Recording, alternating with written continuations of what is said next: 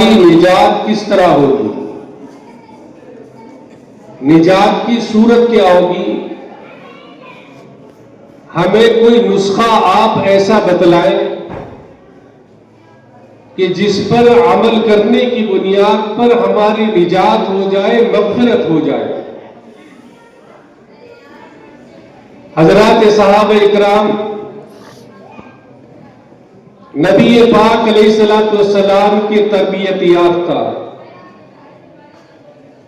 اور یہ بات ہمارے ذہن کے اندر ہمیشہ رہنی چاہیے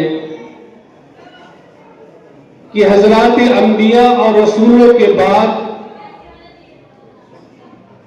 اس دھرتی پر سب سے مقدس ترین انسان حضرات صحابہ اکرام ہیں۔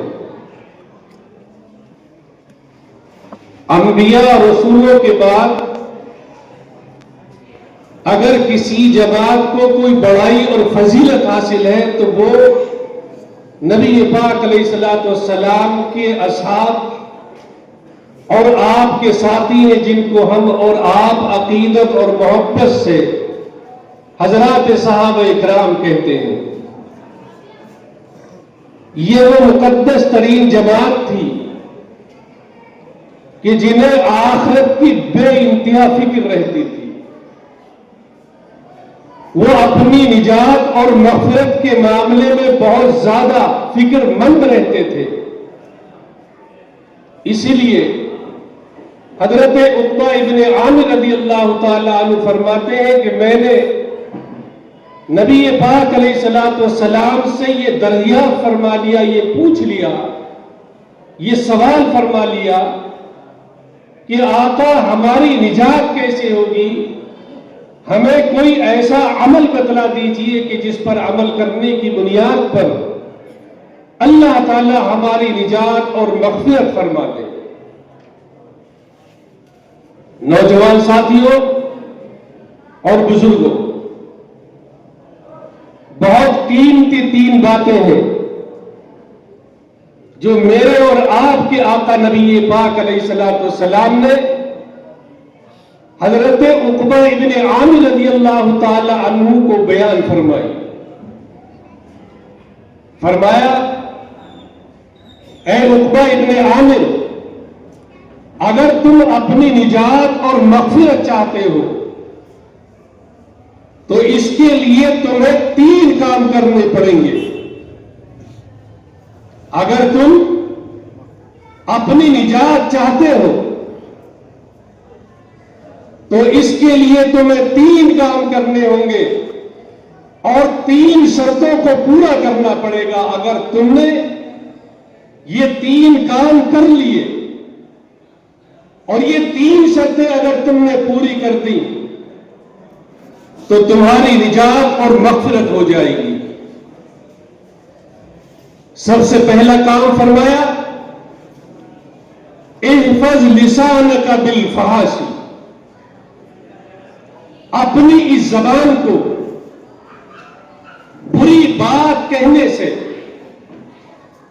گالی گلوچ سے، غیبت چغل خوری سے، کڑوی کسیلی باتوں سے اپنی اس زبان کی حفاظت کرو۔ یہ زبان جو ہمارے منہ کے اندر ایک گوشت کا بہت چھوٹا سا لوتھڑا ٹکڑا ہے، یہ اتنا اہم ہے کہ اس زبان سے بعض مرتبہ ایسی بات نکل جاتی ہے، ایسے کلمات اس زبان کے ذریعے سے انسان بول دیتا ہے کہ جس کی بنیاد پر اس کے دل کے اندر سے اس کا ایمان چلا جاتا ہے، ایمان اس سے رخصت ہو جاتا ہے، اور ان کلمات کو بولنے والوں کو احساس تک نہیں ہوتا، پتہ بھی نہیں چلتا۔ کفریہ اور شرکیہ الفاظ اور کلمات اس زبان سے بول دیتا ہے انسان، ایمان سے باہر ہو جاتا ہے۔ اس زبان سے کبھی کبھار ایسی قیمتی بات نکل جاتی ہے کہ جو اس کی نجات کے لیے کافی ہو جائے گی۔ میرے آقا نبی پاک علیہ الصلوۃ والسلام نے ارشاد فرمایا کہ تم مجھے 2 چیزوں کی گارنٹی دے دو، میں تمہارا گارنٹر ہوں گا جنت کے لیے۔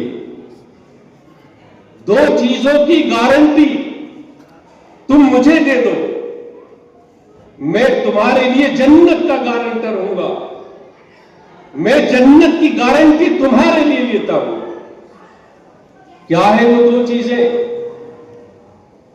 ایک تو زبان کی حفاظت کی گارنٹی دو، دوسری شرمگاہ کی حفاظت کی گارنٹی دے دو۔ اگر ہم غور فرمائیں تو یہ دونوں چیزیں، زبان اور انسان کی یہ شرمگاہ، جتنا بگاڑ، لڑائی جھگڑے زبان کی بنیاد پر ہوتے ہیں یا شرمگاہ کے غلط استعمال کی بنیاد پر ہوتے ہیں، اور ایسے تنازع اور ایسے جھگڑے ہوتے ہیں کہ گھر کے گھر صاف ہو جاتے ہیں، مرڈر ہوتا ہے، انسانیت کا قتل ہو جاتا ہے۔ یہی زبان ہے۔ آپ نے کسی کو کڑوی کسیلی بات کہہ دی، آپ نے اس زبان سے گالیاں بک دی، نتیجہ کیا ہوتا ہے؟ گالی کا جواب گالی سے نہیں ملتا، بلکہ اب تو لاٹھی ڈنڈوں سے نہیں بلکہ گولیوں سے ملتا ہے۔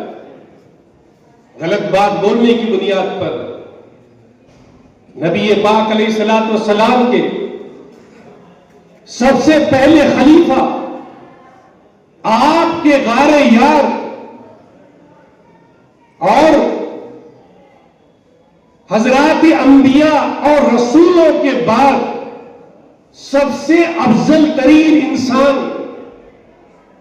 حضرت ابوبکر صدیق رضی اللہ تعالی عنہ، ان کی زمین تھی، قبضہ دوسرے نے کر رکھا ہے، قبضہ دوسرے کا، زمین صدیق اکبر رضی اللہ تعالیٰ عنہ کی ہے۔ اس زمین کے مسئلے میں اور اس زمین کے بارے میں حضرت ابوبکر صدیق رضی اللہ تعالیٰ عنہ اور اس شخص کے درمیان میں کہا سنی ہو گئی، بات اتنی بڑھی کہ صدیق اکبر رضی اللہ تعالی عنہ نے ان کو کچھ سخت باتیں کہہ دی۔ گالیاں ہماری طرح نہیں بکی، وہ صدیق اکبر ہے، ان کی زبان سے گالی نہیں نکلے گی، انہیں معلوم ہے کہ گالی گناہ کبیرہ ہے، بڑا گناہ ہے، لیکن سخت باتیں گالی کے علاوہ بھی نکلتی ہیں۔ تو اس زمین کے مسئلے میں کچھ کڑوی کسیلی اور سخت باتیں حضرت صدیق اکبر نے اس شخص کو کہہ دی، جبکہ حضرت صدیق اکبر حق پر ہے، زمین انہی کی ہے، حق انہی کا ہے، لیکن قبضہ دوسرے نے کر رکھا ہے۔ آپ اس سے اپنا حق مانگتے ہیں اور وہ حق نہیں دے رہا، تو دونوں کے درمیان میں کہا سنی ہوئی۔ سخت باتیں کہنے کے بعد صدیق اکبر رضی اللہ تعالیٰ عنہ نے سوچا کہ تو نے اس کو سخت باتیں تو کہہ دی، کڑوی کسیلی باتیں کہہ دی، لیکن کہیں ایسا نہ ہو کل قیامت میں یہ تیرا گریبان پکڑ کر کھڑا ہو جائے اور کہے کہ تم نے اپنی زبان سے مجھے بری باتیں کہی ہیں، ایسی باتیں کہی ہیں کہ جن باتوں کا زخم میرے دل پر پڑا ہے اور دل کو لگا ہے۔ اگر کل قیامت میں اس نے میرے گریبان کو پکڑ لیا تو میری تو نجات کا مسئلہ کھڑا ہو جائے گا۔ صدیق اکبر حق پر ہونے کے باوجود، آپ غور سے سنیے، اس شخص کی خدمت میں حاضر ہوتے ہیں اور فرماتے ہیں کہ بھائی، میں نے تمہیں کڑوی کسیلی سخت باتیں کہتی ہیں، آپ مجھے معاف فرما دیں، میری زمین بھی لے لو، میری زمین بھی آپ لو اور صرف مجھے معاف فرما دو۔ یہ آخرت کی فکر تھی جو آج ہمارے درمیان سے تقریباً ختم ہے۔ تو یہ زبان بڑی قیمتی چیز ہے۔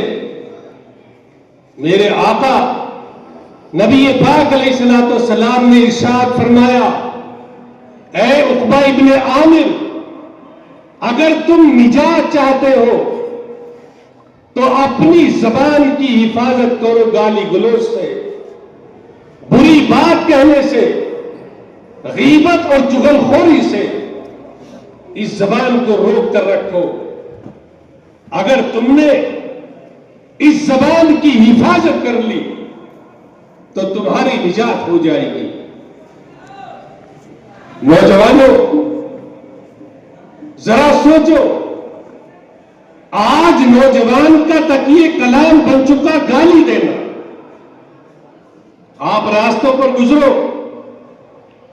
راستے میں گزرتے وقت اگر چند نوجوان، 10-5 نوجوان ایک جگہ، ایک ہی عمر کے ہم عمر ہو اور وہ کھڑے ہو، آپس میں جو گفتگو ہوتی ہے، جو بات چیت ہوتی ہے، اپنی بات چیت میں ایک دوسرے کو گالیاں بکی جاتی ہیں، مذاق کے طور پر ایک ساتھی اپنے ساتھی کو، ایک یار اپنے یار کو گالی دے کر بلاتا اور اسے یہ احساس نہیں ہوتا کہ یہ مذاق کے طور پر تو گالیاں دے کر اپنی زبان کو خراب کر رہا ہے اور اپنی آخرت کو برباد کر رہا ہے۔ میرے آقا نبی پاک علیہ الصلوۃ والسلام نے حضرت عقبہ ابن عامر سے فرمایا کہ عقبہ ابن عامر، اگر تمہیں نجات چاہیے تو سب سے پہلے اپنی زبان کی حفاظت کرو۔ دوسرے نمبر پر آپ نے ارشاد فرمایا کہ تمہارا گھر، غور سے سنیے، تمہارا گھر تمہارے لیے کشادہ ہونا چاہیے۔ اس کا کیا مطلب ہے؟ اس کا مطلب یہ ہے کہ جب آپ اپنے کام کاج سے فارغ ہو جائیں، اگر آپ کھیتی باڑی کرتے ہیں، کھیت پر چلے گئے، جنگل کو چلے گئے، تو اپنے کام سے فارغ ہو کر جب آپ گھر آئے، گاؤں میں آئے، تو آپ کے پاس جو خالی وقت ہے اس کو کسی ہوٹل پر بیٹھ کر یا یہاں سے پلٹنے جا کر بازاروں میں گھوم کر اس کو ضائع برباد مت کرو، بلکہ خالی وقت کو اپنے گھر پر لگاؤ اور اپنے بچوں کی، اپنی فیملی کی دینی تربیت کرو۔ آج سب سے بڑی کمی ہمارے اندر یہی ہے کہ ہمیں ایک تو فرصت نہیں ہے، وقت نہیں ملتا، اور اگر وقت ملتا بھی ہے تو ہم اس خالی وقت کو گھر پر رہ کر موبائل دیکھ کر اس کو برباد کرتے ہیں۔ ہم اپنی فیملی اور اپنے بچوں کی تربیت کی کوئی فکر نہیں رکھتے، بالکل فکر نہیں لیتے۔ یہی وجہ ہے کہ ہماری یہ نسل نوجوان آج دین سے بالکل بیزار ہے، ان کی تربیت نہیں کی جاتی۔ اگر ایک باپ اپنے بیٹے کو، اپنی بیٹی کو شروع سے ہی صحیح ڈھنگ سے لے کر چلے، اس کے مزاج کو دینی مزاج بنائے، خالی وقت میں اس کو دین کی باتیں سمجھائے، دین کی باتیں بتلائے، چھوٹی چھوٹی دعائیں یاد کرائے، لیکن یاد کون کرائے؟ یا تو خود ہی یاد نہیں ہے۔ دین کی معلومات کے اعتبار سے ہمارا نوجوان 80% میں 90% نوجوان وہ دین کی زیادہ سمجھ نہیں رکھتا۔ یہ سچائی ہے، میں سب کے لیے نہیں کہہ رہا، لیکن 100 میں 90 نوجوان اس وقت کا، چاہے وہ پڑھا لکھا ہو چاہے بے پڑھا ہو، اس کو دین کی زیادہ معلومات نہیں ہے، دین کی زیادہ سمجھ نہیں ہے۔ اگر کوئی ہمارا ہندو بھائی پڑھا لکھا، ان میں بھی ہمارے دین کی معلومات رکھنے والے لوگ ہیں جو ہمارے نوجوان سے ہمارے دین کو زیادہ سمجھتے ہیں، اور دین کی ان کو معلومات ہمارے نوجوان سے زیادہ ہے۔ ایسے ہندو نوجوان ہیں، اگر اس ہندو نوجوان نے ہمارے نوجوان سے اس کے دین کے بارے میں معلومات کر لی، کچھ معلوم کر لیا، سوال کر لیا، خدا کی قسم یہ ہمارا نوجوان میدان چھوڑ کر فرار ہو جائے گا، جواب نہیں دے پائے گا۔ اور میں بتلاؤں آپ کو، ربیع الاول کا مہینہ تھا، جمعیت علماء ہند کی طرف سے پروگرام چلے سیرت کے۔ ایک جگہ ہمارا بھی پروگرام تھا،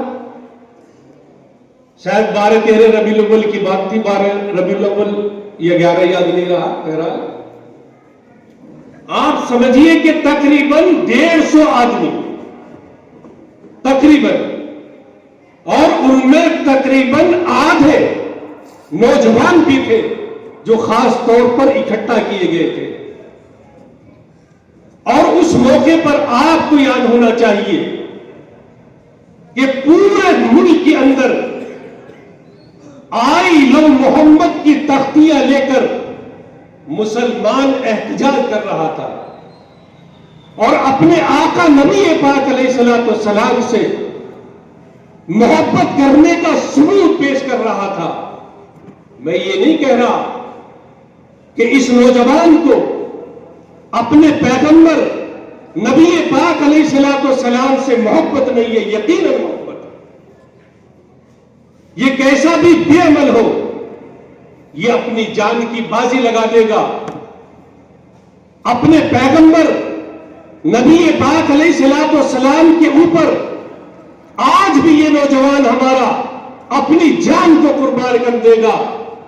یہ احتجاج چل رہا تھا، تو میں نے وہاں ان سے پوچھ لیا مسجد کے اندر جہاں یہ پروگرام چل رہا تھا کہ بھی بہت اچھی بات ہے، احتجاج کرو، اپنے نبی سے، اپنے پیغمبر نبی پاک علیہ الصلوۃ والسلام سے محبت اور عشق کا اظہار کرو، اور کرنا بھی چاہیے، لیکن یہ بتاؤ کہ میرے آقا نبی پاک علیہ الصلوۃ والسلام کی ازواج مطہرات کتنی تھی، یہ بتاؤ، کون بتلائے گا؟ نام معلوم نہیں کروں گا، میں نے صاف کہا کہ نام کسی کا نہیں پوچھوں گا، صرف تعداد بتلا دو، اور جس کو یاد ہو وہ ہاتھ اٹھائے۔ آپ یقین جانو 150 آدمی کے قریب بزرگ بھی تھے اور آدھے نوجوان بھی تھے، ساری مسجد میں سناٹا طاری، بالکل سب کو صاف سن گیا، کوئی ہاتھ اٹھانے کے لیے تیار نہیں ہوا۔ ایک 80 سال کے حاجی صاحب، انہوں نے ہاتھ اٹھایا کہ میں بتلاؤں۔ میں نے کہا کہ ان کے علاوہ اور کوئی؟ زیرو، ان کے علاوہ کوئی نہیں۔ ہمیں ڈھونڈ مر جانا چاہیے۔ نبی پاک علیہ الصلوۃ والسلام کی ازواج مطہرات کے نام تو ہمیں یاد ہوں گے، ہمیں تعداد کا نہیں پتا۔ یہ میں بتا رہا ہوں کہ یہ حال ہے ہمارے ان نوجوانوں کی دینداری کا، اور اس کی بہت بڑی ذمہ داری ہمارے اوپر کہ ہم نے ان کی تربیت نہیں کی۔ اگر ہم نے ان کی دینی تربیت کی ہوتی تو دین سے ان کو محبت ہوتی، یہ دین کی باتوں کو سیکھتے، یہ دین کی باتوں کو سمجھتے، جانتے اور عمل بھی کرتے۔ دیکھیے، جب تک دین کی باتیں معلوم نہیں ہوں گی، دین کی انسان کے اندر سمجھ پیدا نہیں ہوگی، وہ اس دین پر عمل کیسے کرے گا؟ جانتا کچھ نہیں ہے، نماز پڑھنا جانتا نہیں، پتہ ہی نہیں کیسے پڑھی جائے گی، سورت یاد نہیں کر رکھی، دعائیں قنوت یاد نہیں کر رکھا، درود شریف نہیں یاد، کیا پڑھے گا؟ یہ جنازے کی نماز میں دعا پڑھی جانے والی، وہ دعائیں یاد نہیں۔ سن کر دیکھو کتنوں کو یاد نکلیں گی؟ سن کر دیکھ لو ان نوجوانوں سے کہ کتنوں کو یاد ہوں گی کہ اگر بچی نابالغ ہے تو کون سی پڑھی جائے گی، بچہ بالغ ہے، بچہ نابالغ ہے تو کون سی دعا، اور سب بالغ ہے تو کون سی دعا۔ سن کر دیکھو کتنوں کو یاد نکلتی ہے۔ اگر مدرسے میں پڑھ لیا کمال پور میں، یا کسی مدرسے میں پانچی پڑھ لی، تو امید رکھو کہ انشاءاللہ وہ بتلائے گا، اس کو دعائیں یاد بھی ہوں گی۔ لیکن اگر اسکول اور کالج میں پڑھا، کسی مسجد میں نہیں آیا، کسی مکتب میں نہیں، کسی مدرسے میں نہیں، کسی اللہ والے کے پاس نہیں، کسی عالم کے پاس نہیں، آیا ہی نہیں، سوچے وہ نوجوان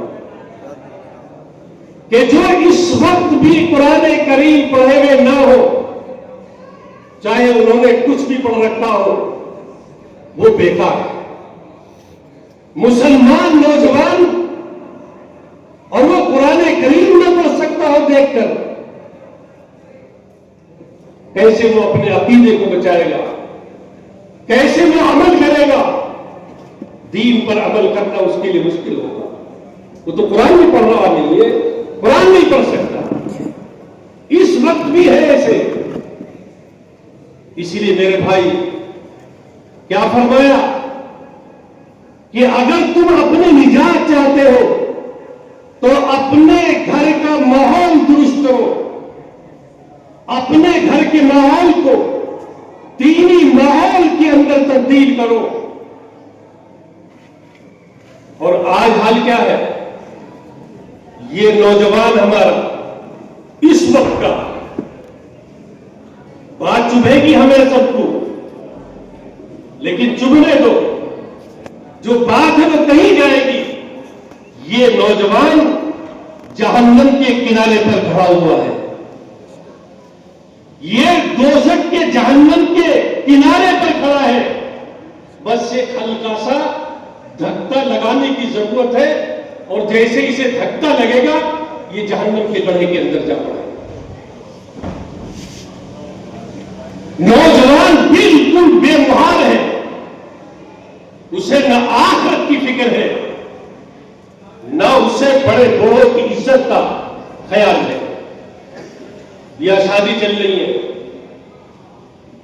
اس وقت شادیوں کا موسم ہے، خدا کی قسم مسلمان نے ان شادیوں کے اندر جو خرافات پیدا کر دی ہے اور جو ماحول بنا کر تیار کر دیا ہے اور جو دیکھنے میں آ رہا تھی ہمارے ہندو بھائیوں کی شادی کو پیچھے چھوڑ دیا سوشل میڈیا۔ وہ اتنا نہیں ڈانس کر رہے، ڈی جے بجا رہے وہ اتنے نہیں بجا رہے جتنا ہمارا نوجوان گاڑی آ رہی ہے، وہ ناچنے والی گاڑی، یہ ہمارا نوجوان نچنیا بن گیا۔ کہاں گئی ہماری غیرت؟ اسی لیے کہہ رہا ہوں کہ بات چپ رہے گی، ہے کوئی روکنے والا؟ ذرا ویڈیو دیکھو، سوشل میڈیا کا زمانہ ہے، رات دن موبائل میں گھسے رہتے ہیں۔ اور آپ ابھی 2 دن پہلے شاید ہریانہ راجستھان کا ویڈیو ہے، وہاں خالص سوکھے اولے پڑے، اور کتنے موٹے موٹے ہیں۔ یہ رحمت کی بارش ہے یا زحمت کی؟ بتاؤ۔ لوگ تو مبالغہ ہو سکتا ہے کرتے ہو کہ 5-5 کلو کے، لیکن 5 کلو پر ہوں گے، آدھی کلو کا ہوگا، پاؤ بھر کا ہوگا، پڑے تو ہے سوکھے اولے۔ زمین پٹ گئی اولوں سے، فصلیں تباہ ہو گئی، برباد ہو گئی۔ مصیبتیں آتی ہیں، اب سے پہلے مصیبتیں آتی تھی، زیادہ پہلے کی بات نہیں، 25-30 سال 40-50 سال کی بات کر لو، آج بھی ہمارے بزرگ موجود ہیں اس طرح کی عمر کے۔ اگر مسلمانوں پر کوئی مصیبت آتی تھی یا ملک کے حالات خراب ہوتے تھے یا دنیا کے حالات بگڑتے تھے، نمازیوں کی تعداد بڑھتی تھی۔ آج ساری مصیبتیں سارے انسانوں پر یلغار کر رہی ہے، اور خاص طور پر مسلمان پر مصیبتوں کے پہاڑ توڑ دیے گئے ہیں، لیکن نمازیوں کی تعداد میں ایک آدمی کا بھی اضافہ نہیں ہے۔ رمضان گیا، مسجدیں بھرتی گئی، رمضان گیا تو مسجدیں بھرتی گئی، اور جیسے ہی رمضان رخصت ہوا تو کہیں 1 صف، کہیں 1.5 صف، اور کہیں آدھی، اور اگر کسی گاؤں کے نمازی زیادہ ہو تو وہاں 2.5 یا 3 صف۔ یہی تو حال ہے۔ ارے مسلمانوں، نوجوانوں، اگر تم 5 وقت کی نماز نہیں پڑھ سکتے جو اللہ نے فرض کی ہے تو کاہے کے مسلمان ہیں؟ کیا ہے ہمارا دین؟ دین پر عمل کیا ہے؟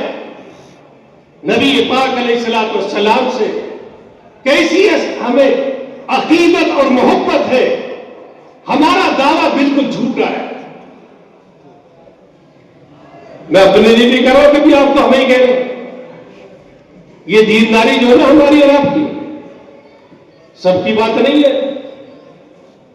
اس دنیا میں دیندار لوگ رہیں گے، لیکن یہ ہماری دینداری دکھاوا ہے۔ یہ جو دینداری کے پرچے ہم چھاپتے پھر رہے ہیں نا، یہ پوسٹر کہ ہم دیندار ہیں، یہ ہماری دینداری زیادہ تر دکھاوا ہے، اندر سے بالکل کھوکھلا ہے یہ دیندار آدمی۔